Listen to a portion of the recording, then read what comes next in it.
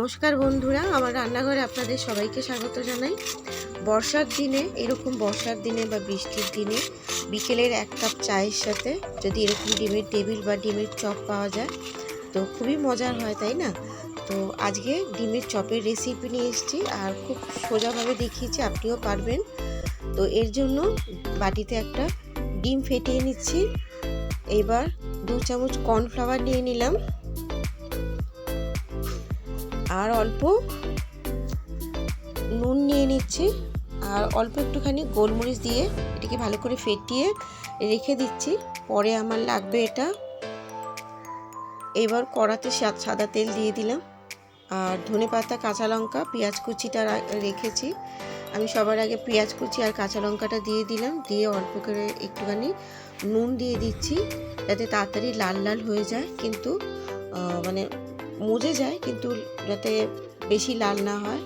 আমি হলুদ দিয়ে দিলাম, তারপরে একটুখানি কাশ্মীরি লঙ্কাটা দিচ্ছি, রঙটা ভালো হবে আর ঝালও হবে অল্প। ওটা দেওয়ার পর জিরে আর ধনে গুঁড়ো একটু দিয়ে দিলাম, 1/2 চামচ মতো। এবার আদা আর রসুন পেস্ট দিয়ে দিলাম। এখানে আপনারা রসুন আদা কুচিটাও দিতে পারেন, ওটাও ভালো লাগবে।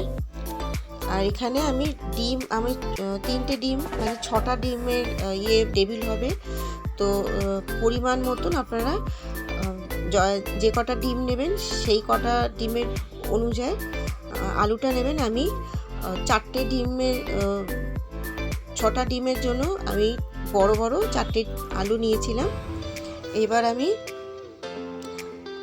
ভাজা মশলা আর ধনেপাতা আর গরম মশলা দিয়ে দিলাম।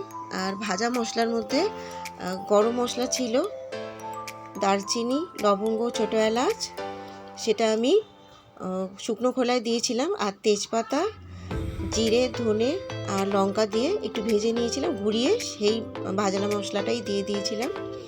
আর এবার দেখুন, অল্প করে আলু নিয়ে ডিমটা রেখে তার উপর আরেকটুখানি আলু দিয়ে, ঠিক যেভাবে আমি এই যে এরকম করে গোল গোল করে নেবেন।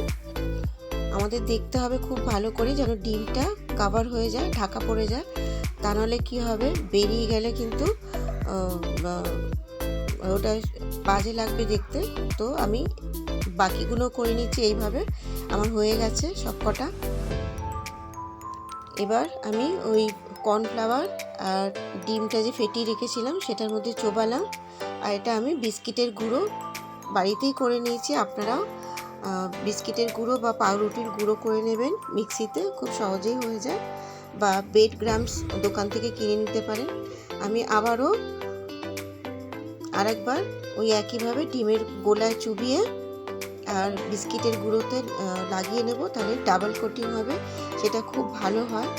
এইভাবে করলে একদম দোকানের মতন লাগে।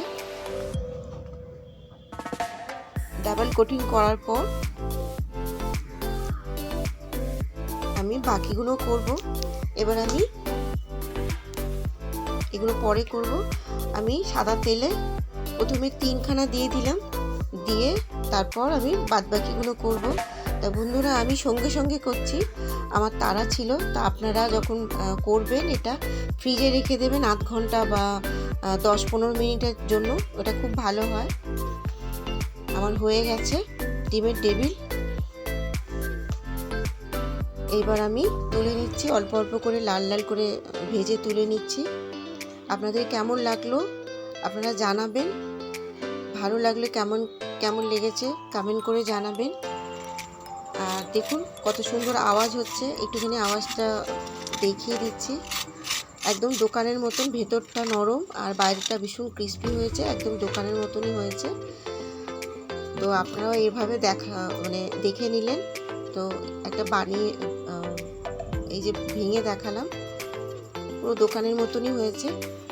ভালো থাকবেন সবাই, লাইক দেবেন, সাবস্ক্রাইব করবেন। নমস্কার।